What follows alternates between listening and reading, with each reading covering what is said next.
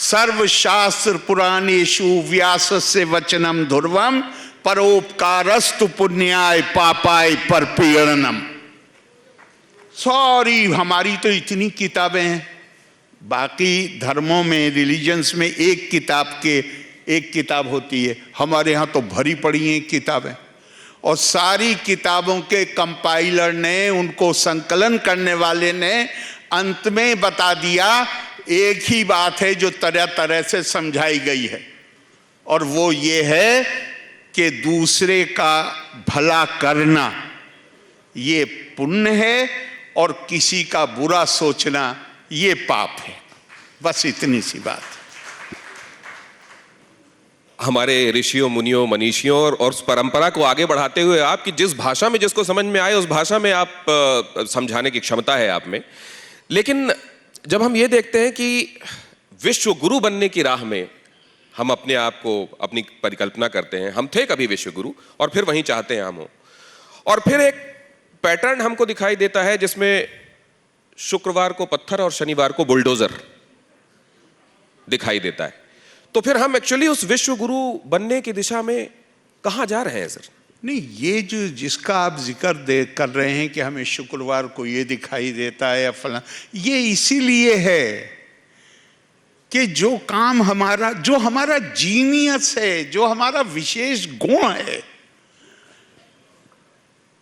शिक्षा, विद्या, ज्ञान, प्रज्ञा, हम उससे कहीं दूर होते चले गए। उससे दूर होंगे भाई शिक्षा, सभ्यता की दिशा में जब कदम बढ़ाए गए तो पहला कदम क्या था? जिस आदमी ने पत्थर की जगह गाली का इस्तेमाल किया वो सभ्यता की तरफ पहला कदम था। ध्यान करिए, उसने कहा नहीं अब पत्थर का जमाना नहीं है, मैं तुम्हें गाली दूंगा। अब और आगे बढ़े तो फिर उसके बाद वहीं पर अब आप तय कर लें कि हम लोगों को, देखिए ये तो सिविलाइजेशन की, सभ्यता की प्रक्रिया है। जब लोगों के, मैं गौर कर रहा था कि पत्थर चल रहे हैं फ्राइडे को। अब अगर किसी ने कुरान को पढ़ने के साथ समझने की कोशिश की होती तो देखिए क्या बात कही गई है। कहा गया है वला तस्तविल हसनतो वला सय्या इदफा बिल्लती ही आसन फैजल लजी बैनका व बैनहु अदावतुन कान्नहु वलियुन हमीम।